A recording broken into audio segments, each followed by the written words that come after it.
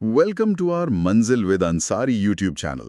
अगर आपको यूपीएसएससी और अन्य एग्जाम से रिलेटेड यूजफुल वीडियोस पसंद है तो वीडियो को लाइक करें, शेयर करें और चैनल को सब्सक्राइब जरूर करें। आज हम हिंदी में वर्णमाला इंपॉर्टेंट टॉपिक पढ़ने जा रहे हैं।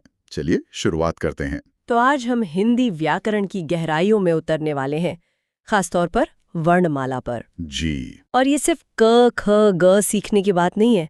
हम ये समझने की कोशिश करेंगे कि ध्वनियाँ बनती कैसे हैं, इनके पीछे का विज्ञान क्या है। बिल्कुल। तो सबसे बुनियादी सवाल से शुरू करते हैं। जब हम व्याकरण कहते हैं तो इसका असली मतलब क्या है?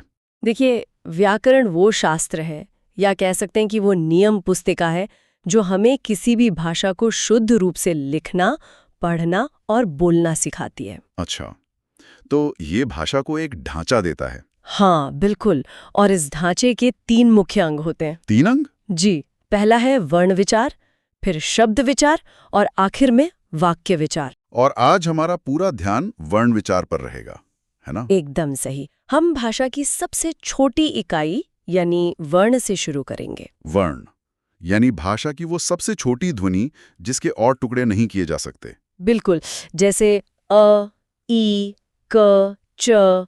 आप इनके और टुकड़े नहीं कर सकते। ये भाषा के परमाणु जैसे हैं। ठीक है, तो अब बात करते हैं पूरी वर्णमाला की। हम्म। कुल कितने वर्ण माने जाते हैं? मैंने सुना है इसमें कुछ अलग-अलग मत भी हैं। हाँ, ये एक जरूरी सवाल है। मानक हिंदी वर्णमाला में कुल 52 वर्ण होते हैं। 52? जी, लेकिन हाँ, कामता प्रसाद गुरु जैसे कुछ विद्वान 43 ही मानते हैं। वो संयुक्त और द्विगुण व्यंजनों को मूल वर्णों में नहीं गिनते। अच्छा, तो ये वर्गीकरण का फर्क है, लेकिन परीक्षाओं के लिए हमें 52 ही याद रखना है। हाँ, व्यवहारिक रूप से 52 वर्ण ही मानक है। इनमें 11 स्वर और 33 मूल व्यंजन होते हैं। और बाकी? बाकी में 2 अयोगवाह, 4 संयुक्त व्यंजन और 2 द्विगुण व्यंजन आते हैं। हम इन सब पर एक एक करके बात करेंगे। बहुत बढ़िया। तो चलिए सबसे पहले स्वर से शुरू करते हैं। ठीक है, तो स्वर वो ध्वनियां हैं जिन्हें बोलने के लिए किसी दूसरे वर्ण की सहायता नहीं चाहिए। ये स्वतंत्र होती हैं। जैसे अ, आ, ई। जी, और स्वरों को भी हम कई आधारों पर बांट सकते हैं। सबसे पहला आधार है मात्रा या उच्चारण में लगने वाला समय। समय के आधार पर? हाँ, इसके हिसाब से 3 तरह के स्वर होते हैं: ह्रस्व, दीर्घ और प्लुत। ह्रस्व स्वर मतलब जिनमें सबसे कम समय लगता है? बिल्कुल, सिर्फ एक मात्रा का समय। ये 4 हैं: अ, ई, उ और री। इन्हें मूल स्वर भी कहते हैं। अच्छा, और दीर्घ स्वर? दीर्घ स्वरों में ह्रस्व से 2 गुना यानी 2 मात्रा का समय लगता है, जैसे आ, ई, उ, ए, ऐ, ओ और औ। और ये तीसरा प्रकार प्लुत स्वर, ये क्या है? इसका उदाहरण ओम दिया है। प्लुत स्वर वो हैं जिनमें 3 मात्रा का समय लगता है। इनका प्रयोग ज्यादातर किसी को पुकारने या संवाद में होता है, जैसे हम कहते हैं रा, राम। समझ गया। ये आम बोलचाल में कम ही इस्तेमाल होता है। जी, अब दूसरे वर्गीकरण पर आते हैं, जो जीभ की स्थिति के आधार पर है। हमारी जीभ की स्थिति से भी स्वर बदलते हैं? हाँ, बिल्कुल। जब जीभ का अगला भाग सक्रिय होता है तो अग्र स्वर बनते हैं, जैसे ई, ए। आप बोलकर महसूस कर सकते हैं। हाँ, जीभ आगे की तरफ आ रही है। फिर है मध्य स्वर, जिसमें सिर्फ अ आता है। इसमें जीभ एकदम बीच में रहती है, शांत। और बाकी सब पश्च स्वर होंगे? सही। पश्च स्वर में जीभ का पिछला हिस्सा काम करता है, जैसे आ, उ, ओ, औ। ये तो काफी वैज्ञानिक है। और इसे याद रखने की एक ट्रिक भी है। अ और आ को छोड़कर जिन स्वरों की बनावट अंक 3 जैसी है, वो सब पश्च स्वर है। वाह, ये तो बहुत आसान हो गया। उ, ओ, औ। जी, अब होठों की स्थिति देखते हैं। होठों की। अच्छा, कुछ में होठ गोल हो जाते हैं। एकदम सही। जिन स्वरों को बोलने में होठ गोल यानी वृत्त जैसे हो जाएं, वे वृत्तमुखी कहलाते हैं। जैसे उ, ओ, औ। मुंह के खुलने के आधार पर भी है। हाँ, मुख विवर के आधार पर। जब मुंह सबसे ज्यादा खुले तो वो विवृत स्वर होता है। जैसे डॉक्टर के पास आ करते हैं। हाँ, आ एकमात्र विवृत स्वर है। फिर है अर्धविवृत, मतलब हाफ ओपन। इसमें अ, ए, ओ आते हैं। और फिर बंद होने की तरफ? जी, फिर आता है अर्धसंवृत, हाफ क्लोज्ड, जिसमें ए और ओ हैं।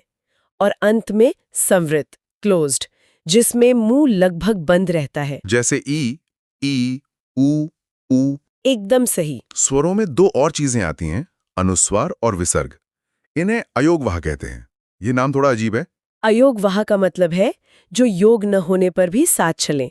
ये न तो पूरी तरह स्वर है, न ही व्यंजन। अच्छा। अनुस्वार यानी अंग एक नासिक्य ध्वनि है और विसर्ग आहा में ह जैसी ध्वनि आती है, जैसे अतः। ठीक है, तो ये स्वरों की दुनिया थी।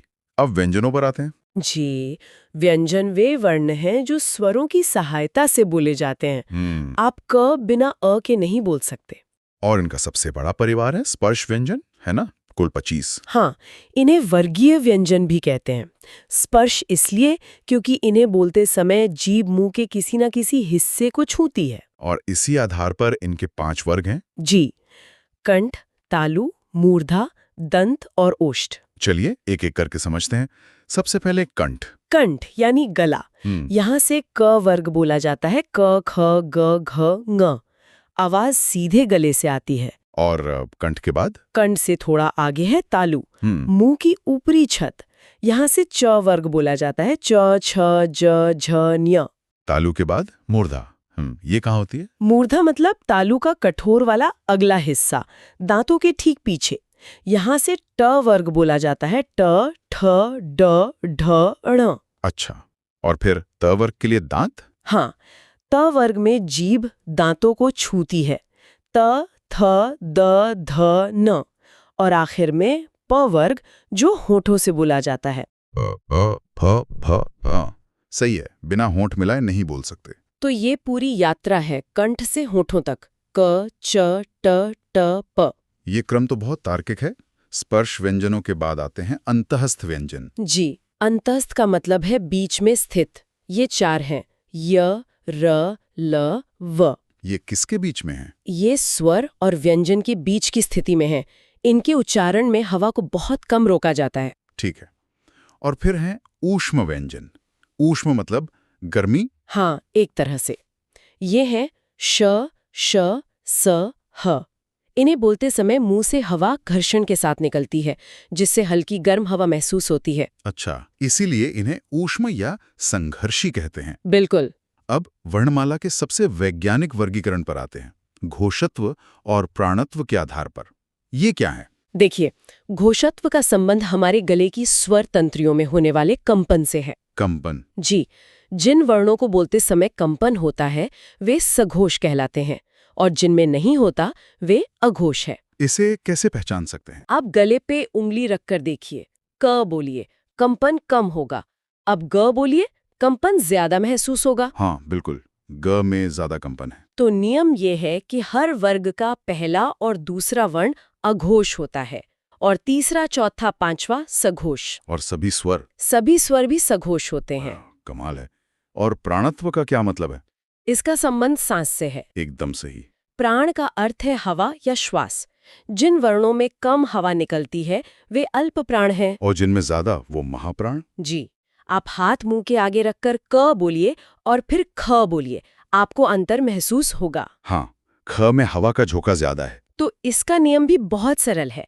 हर वर्ग का पहला, तीसरा और पांचवा वर्ण अल्प प्राण होता है, यानी विषम संख्या वाले। हाँ, और दूसरा और चौथा यानी सम संख्या वाले वर्ण महाप्राण होते हैं। ये तो गणित की तरह व्यवस्थित है। बिल्कुल, यह ध्वनि विज्ञान का अद्भुत उदाहरण है। कुछ वर्णों के विशेष नाम भी होते हैं जो परीक्षाओं में अक्सर आते हैं, जैसे ह को काकल्य वर्ण कहते हैं। जी, क्योंकि इसका उच्चारण कंठ से भी थोड़ा नीचे काकल्य नाम की जगह से होता है। और र और ल के बारे में? लुंठित और पार्श्विक? र को लुंठित इसलिए कहते हैं क्योंकि इसे बोलते समय जीभ लुढ़कती सी है और उसमें कंपन होता है, रर्र। अच्छा। और ल बोलते समय हवा जीभ के बगल से यानी पार्श्व से निकलती है, इसलिए ये पार्श्विक है। ये तो बहुत सूक्ष्म जानकारी है। एक और दिलचस्प नाम है शहीद वर्ण। अ को ऐसा क्यों कहते हैं? ये एक बहुत काव्यात्मक नाम है। अ हर व्यंजन में छिपा होता है लेकिन दिखाई नहीं देता। जैसे क असल में क प्लस अ है। मतलब अ अपना अस्तित्व मिटाकर व्यंजन को पूरा करता है। जी, उसे बोलने लायक बनाता है, इसीलिए वो शहीद है। ये तो भाषा का दर्शन हो गया। हाँ। आखिर में कुछ और अवधारणाएं हैं। बलाघात, अनुतान, संगम, ये क्या है? ये लिखित भाषा से ज्यादा बोली जाने वाली भाषा से जुड़ी हैं। बलाघात मतलब किसी अक्षर पर विशेष जोर देना। और अनुतान? अनुतान है आवाज का उतार चढ़ाव जिससे अर्थ बदल जाता है। जैसे अच्छा एक कथन है, अच्छा एक प्रश्न है और अच्छा एक आश्चर्य। शब्द एक ही है पर भाव अलग अलग। जी, और संगम है शब्दों के बीच का ठहराव। जरा सा ठहराव भी अर्थ बदल सकता है, जैसे तुम्हारे और तुम्हारे।